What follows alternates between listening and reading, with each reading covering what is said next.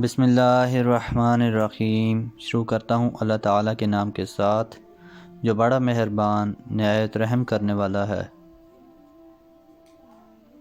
حضرت انس بن مالک رضی اللہ عنہ کہتے ہیں کہ رسول اللہ صلی اللہ علیہ وآلہ وسلم نے فرمایا، قیامت کے دن کافروں میں سے وہ شخص لایا جائے گا جس نے دنیا میں بہت عیش کیا ہوگا، اور کہا جائے گا اس کو جہنم میں ایک غوطہ دو۔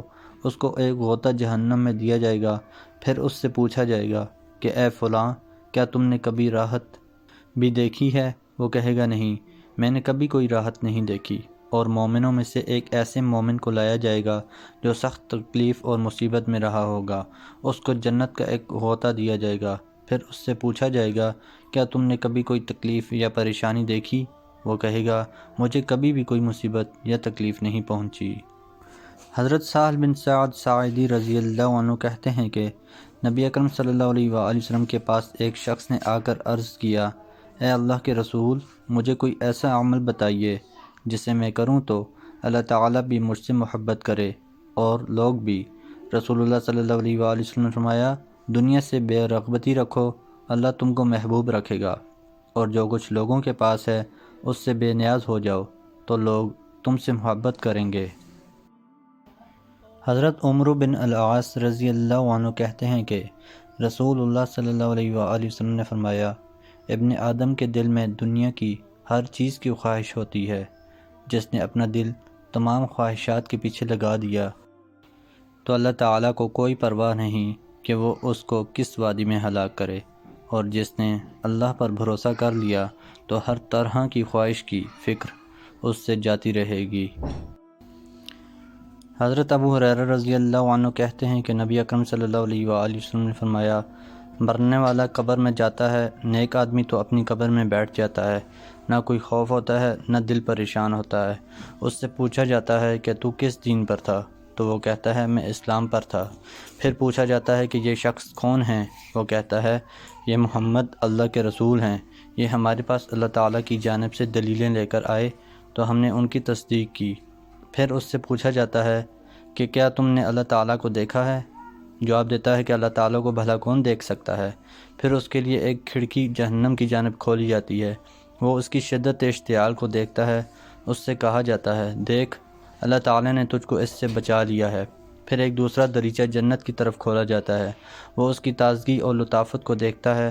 اس سے کہا جاتا ہے کہ یہی تیرا ٹھکانہ ہے، اور اس سے کہا جاتا ہے کہ تو یقین پر تھا، یقین پر ہی مرا اور یقین پر ہی اٹھے گا اگر اللہ تعالیٰ نے چاہا۔ اور برا آدمی اپنی قبر میں پریشان اور گھبرایا ہوا اٹھ بیٹھتا ہے۔ اس سے کہا جاتا ہے کہ تو کس دین پر تھا؟ تو وہ کہتا ہے میں نہیں جانتا۔ پھر پوچھا جاتا ہے کہ یہ شخص کون ہے؟ جواب دیتا ہے کہ میں نے لوگوں کو کچھ کہتے سنا تو میں نے بھی وہی کہا۔ اس کے لیے جنت کا ایک دریچہ کھولا جاتا ہے، وہ اس کی لطافت و تازگی کو دیکھتا ہے۔ پھر اس سے کہا جاتا ہے کہ دیکھ، اس سے اللہ تعالیٰ نے تجھے محروم کیا۔ پھر جہنم کا دریچہ کھولا جاتا ہے، وہ اس کی شدت اور ہولناکی کو دیکھتا ہے۔ اس سے کہا جاتا ہے کہ یہی تیرا ٹھکانہ ہے، تو شک پر تھا، شک پر ہی مرا، اور اسی پر تو اٹھایا جائے گا اگر اللہ تعالیٰ نے چاہا۔ حضرت ابو ذر رضی اللہ عنہ کہتے ہیں کہ میں نے نبی اکرم صلی اللہ علیہ وآلہ وسلم سے عرض کیا، ایک شخص اللہ تعالیٰ کے لیے کوئی کام کرتا ہے تو کیا اس کی وجہ سے لوگ اس سے محبت کرنے لگتے ہیں؟ آپ صلی اللہ علیہ وآلہ وسلم نے فرمایا، یہ تو مومن کے لیے نقد یعنی جلد ملنے والی خوشخبری ہے۔ حضرت عبداللہ بن مسعود رضی اللہ عنہ کہتے ہیں کہ رسول اللہ صلی اللہ علیہ وآلہ وسلم نے فرمایا، جس مومن کی آنکھ سے اللہ تعالیٰ کے خوف کی وجہ سے آنسو بہہ نکلیں، خواہ وہ مکھی کے سر کے برابر ہی کیوں نہ ہوں، پھر وہ اس کے رخساروں پر بہیں تو اللہ تعالیٰ اس کو جہنم پر حرام کر دے گا۔ حضرت انس بن مالک رضی اللہ عنہ کہتے ہیں کہ رسول اللہ صلی اللہ علیہ وآلہ وسلم نے فرمایا، بے شک تمہاری یہ آگ جہنم کے 70 حصوں میں سے ایک حصہ ہے، اور اگر یہ 2 مرتبہ پانی سے نہ بھجائی جاتی تو تم اس سے فائدہ نہیں اٹھا سکتے تھے، اور یہ آگ اللہ تعالیٰ سے دعا کرتی ہے کہ دوبارہ اس کو جہنم میں نہ ڈالا جائے۔ حضرت عبداللہ بن مسعود رضی اللہ عنہ کہتے ہیں کہ ایک شخص نے نبی اکرم صلی اللہ علیہ وآلہ وسلم کے پاس آ کر بتایا کہ اس نے ایک عورت کا بوسہ لیا ہے، وہ اس کا کفارہ پوچھنے لگا۔ آپ صلی اللہ علیہ وآلہ وسلم نے اس سے کچھ نہیں کہا تو اس پر اللہ عز و جل نے یہ آیت نازل فرمائی، وَأَقِمِ الصَّلَاةَ طَرَفَيِ النَّهَارِ وَزُلَفًا مِنَ اللَّيْلِ إِنَّ الْحَسَنَاتِ يُذْهِبْنَ السَّيِّئَاتِ ذَلِكَ ذِکْرٌ لِلذَّاکِرِینَ۔ نماز قائم کرو دن کے دونوں حصوں یعنی صبح و شام میں اور رات کے ایک حصے میں، بے شک نیکیاں برائیوں کو دور کر دیتی ہیں، یہ ذکر کرنے والوں کے لیے ایک نصیحت ہے۔